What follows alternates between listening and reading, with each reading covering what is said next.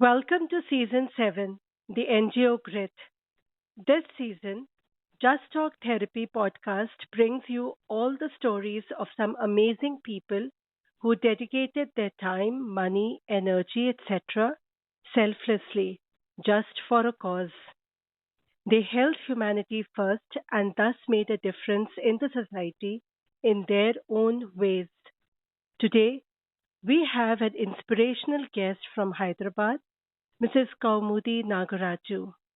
Welcome to the show, ma'am. Thank you, ma'am. Thank you so very much for calling me for your show. Thanks a lot for taking out time. And if you could tell our listeners about yourself and your NGO. Yeah, so I'm the founder and executive director of Learning Space Foundation. It is an NGO in Hyderabad. So I'm an engineer turned change maker with overall 20 plus years of experience working with MNCs in the US and India. I am passionate about co-creating a safe world that is free of abuse of children and women, and there is an equitable focus on growth. So through my NGO Learning Space Foundation, I work for prevention of child sexual abuse and promoting welfare of children through various programs and campaigns about personal safety, life skills, menstrual hygiene, sexual and reproductive health, etc. So I personally am also part of various other initiatives by other organizations as well. So I am also connected to helping women's causes as well. So I am helping women in distress, especially domestic violence survivors, as part of initiatives by Telangana Women's Safety Wing, Telangana Police, and another NGO that specifically works for domestic violence survivors. So this is a brief about my work. You're doing a very good job, and there are so many silent people who are in distress. So how do they reach out to you, ma'am? As I mentioned about women domestic violence survivors, I'm actually part of an initiative by Telangana Women's Safety Wing. It is Telangana Police. So they have dial 100, right? Okay. So people dial 100, people in distress in general, and if the caller is a woman who is facing domestic violence, then those calls will be separated and given to counselors, and I'm one of the counselors. Okay. So that is how I help them. So is it only in Hyderabad or Telangana, or is it all over India? This particular initiative is by Telangana Police. Okay. So usually the people who call us are from Telangana. Okay. Yes, and this is about women and children. We go to government schools in and around Hyderabad, and we also travel to other districts sometimes. And we go to schools and then teach the children about personal safety. And we also reach out to communities, basically where the children's significant adults are there, because child safety is not in children's safety is not in children's hands. Basically, adults have to take care of the children. That is why we also reach out to the adults and talk about child safety, its importance, and creating a safe environment at home and outside home. We also train teachers about personal safety of children. That's really the need of the hour also, looking at so many cases that have arisen. Yeah. True. Is there any particular issue or anger that you see that is common? Yes. Especially women who fall related to domestic violence, right? So one particular emotion is pain. Common emotion is pain. So all these women are in so much pain, and they ask one question: why this person is doing this to me? Okay. Even after me, putting all my efforts in making him happy, making his parents happy, keeping the family together, and doing everything. Why do I have to go through this? That's such a difficult question to answer. Yeah, yeah, true. So, in all these painful stories that you listen, do you have any Mhm. low moments? And if so, how do you cope? Yeah, of course. Whenever I hear about any such, a story, um, I feel very, very bad about this thing, right? So, uh, actually, I break down sometimes, Oh, especially I'll narrate one incident that happened a couple of months ago, actually. I think in end of 2021, around November. So we went to a government school basically to teach about personal safety. And while I was teaching about personal safety, I was also talking to the children about the trusted adults, right? Whom they yeah, can go and seek help. While teaching about trusted adults, I talked about mother, father, and other significant adults in their life, right? right. So suddenly one girl asked me, I lost my father when I was a child, and I lost my mom recently to COVID. So I don't have, anybody. So what should I do now? And another boy, he came to me and told me, ma'am, my friend is crying now because he lost his mom recently to COVID.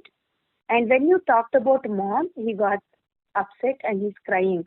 And he lost his mom just like me. So the boy who was telling me also lost his mom to COVID. And then when I see in the class, I saw three, four other children. They kept their heads on the desks and silently crying. I was shattered completely, It is. speechless. I didn't know what to do. That was, I can never forget that moment in my life. After coming home, there I could control myself, but after coming home, I cried. Literally, I cried a lot. It took some time for me to basically gather myself.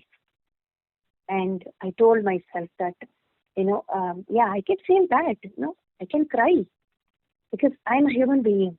I can feel all these emotions. And yeah, and then I told myself that I have to get back to my work because I can make some change in their lives. I can do something. I can help them in at least, little bit. So that is how, I basically cope with those emotions and start working again. So this is actually, I narrated this one, very extreme low moment in my life. And otherwise also there are very, very low moments when I hear about um, sexual abuse of children, and or I hear about girls who are getting married right after their 10th grade. Many, many such stories, right? I feel very low and I feel, there is so much more to do. And sometimes I also feel hopeless. I feel, what can I do? There's so much pain in the world, and what can I do and how much can I do, right? And I feel hopeless and I feel like giving up. No, this is not going to happen with me. I cannot do anything. There's so much pain. But then again, I tell myself, right, I cannot no, actually help everybody in the world, but at least I can help one or two, and it is going to make some change, some difference to their life. So this is how I gather myself and get courage, and then tell myself, affirm myself, and then go ahead. You have a really beautiful heart, and yes, whatever you are doing is making a lot of difference in whomsoever's life you are connecting with, because they do look up to any hope around in their own Yeah, hopeless situation. Because yeah, it when I was listening to you, I was in almost tears, and I could actually feel the pain what they must have gone through. It's not Yeah, easy. not easy at all. Absolutely. And I And must tell you, they were all sixth graders,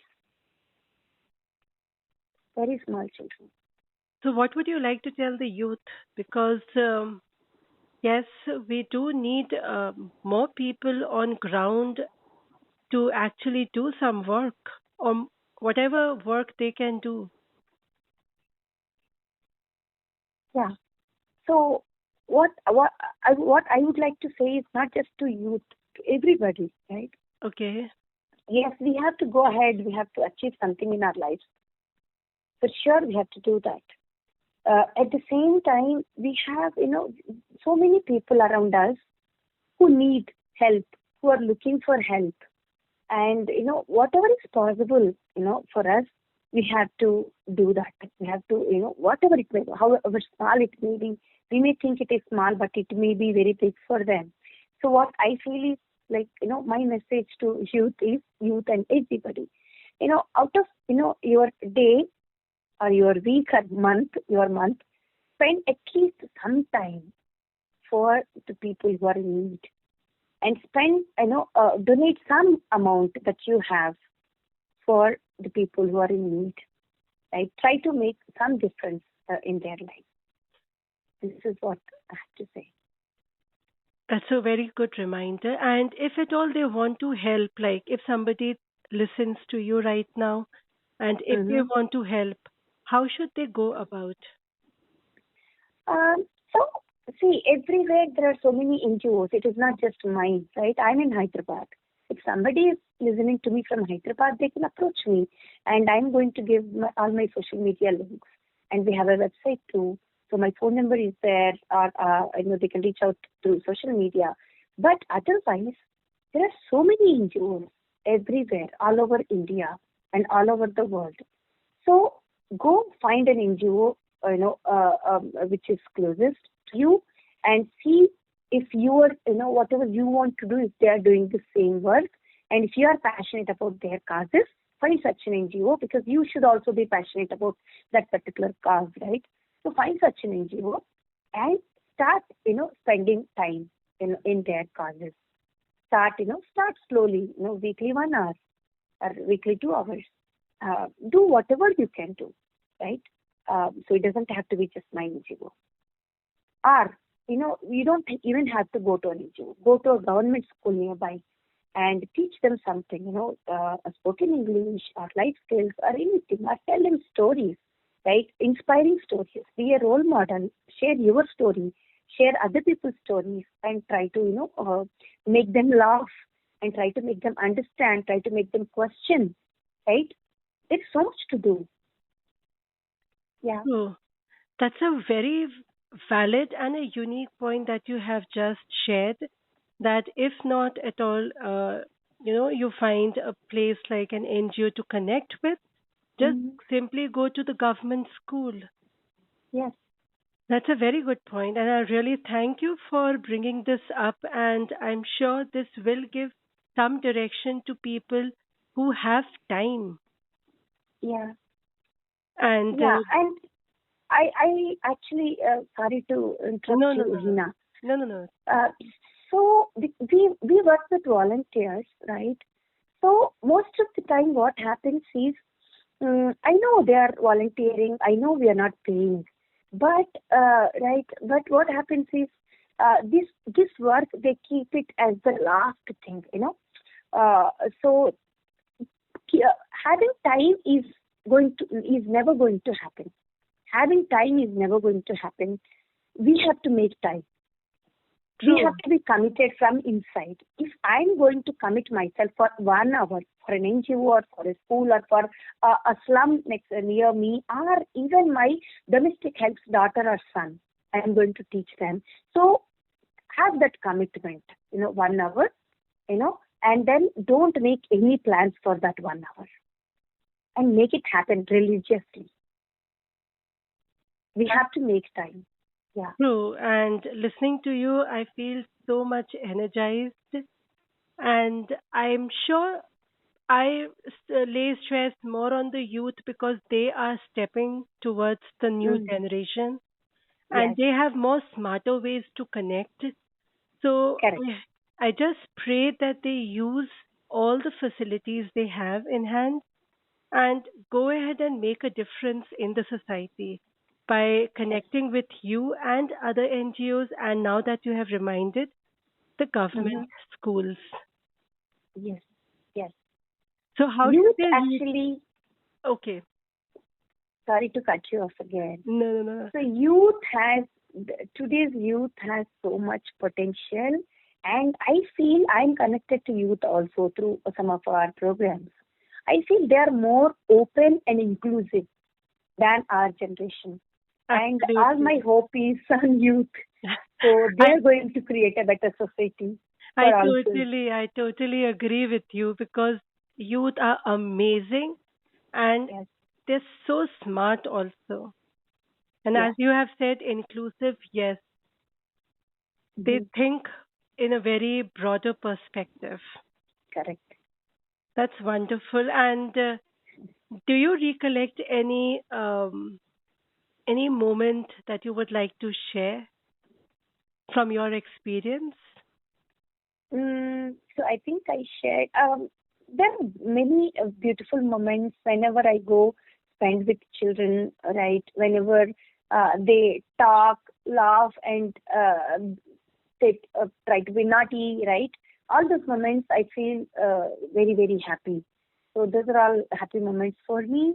And as that is why I mentioned right that one incident it shook me off because children were not children that moment because they were bogged down by the problems. So there are many incidents. Whenever I go to basically schools, I spend very good time with them. They talk. I make them question. They talk to me. They question me. They compliment me, right? And they criticize me. All this, I love every moment I That's spend with wonderful. children. That's wonderful. And how did you think of stepping into the NGO or social sector? Ah, so so there is a long story behind it. Okay. Do you have time? Of course, yes. Okay. So as I mentioned, I was working as an engineer. So I used to support underprivileged children through donations. Right, but this work, what I'm doing right now, I chose because of a few incidents that that happened in my life. We were in US, and then as soon as we moved back from US, my mom was diagnosed with cancer and left us within 6 months. I was completely broken for a few years, and I couldn't process my grief properly. And going to mental health professionals, I didn't even know about it. Nobody suggested because there is a lot of taboo and stigma around it. That is why I also work for mental health awareness. So coming back to my story, I couldn't process my grief properly, and but I started working again, and then I had a major health setback. And again, my father passed away suddenly. So all these things, made me think about life from a fresh perspective. I started thinking. I saw how selfless my parents were and how fondly everyone remembered them, and then I understood why my mother used to tell me many times, while she was undergoing treatment, that whatever happens, life must go on. She used to tell me a lot of times. So then I got a wonderful opportunity to work with the underprivileged children once, and I grabbed it very, very happily. And then I was happy that I got a chance to use my education and experience for the needy in my country. Um, but then when I started working and got deeper into my work, I sort of started feeling closer to my parents again. So that was the perk.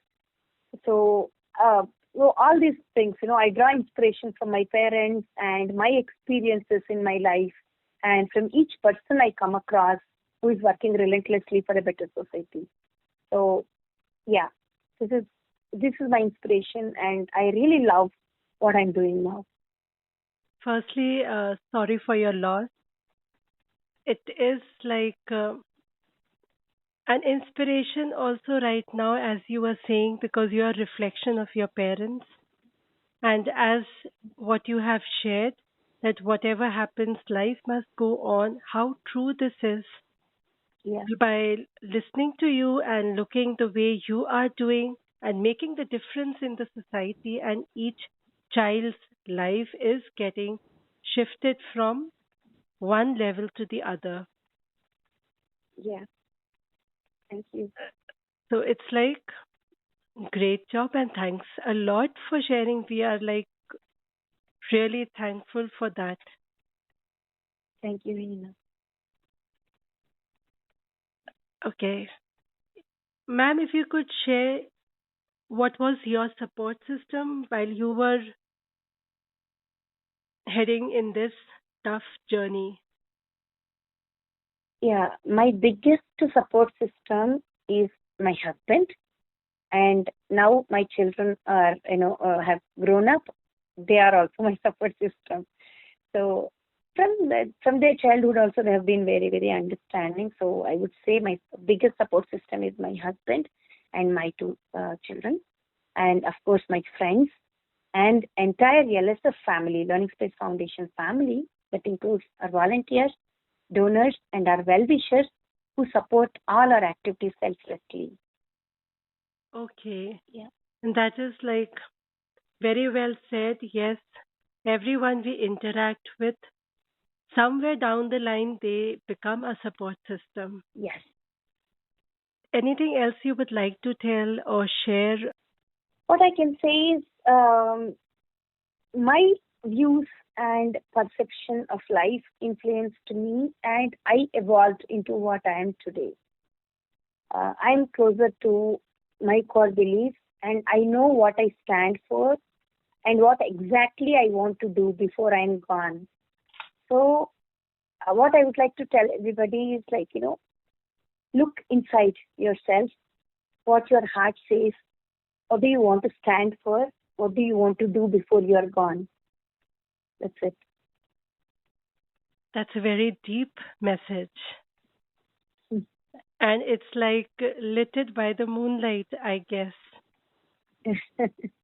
And for all the listeners, I just asked Mrs. Kaumudi, like, what is the meaning of a name, and it's moonlight. Yeah. Thank you, ma'am. And if you could just share your social media link with our listeners. Uh-huh. Um, shall I say it? Yeah, please. Yeah. So, Facebook and Instagram, we are Learning Space Hyderabad. And on Twitter, we are LSF underscore Hyde. Yeah, and they can find us on YouTube, or they can type Learning Space Foundation. Yeah, Okay. we are on LinkedIn too, Learning Okay. Space Foundation.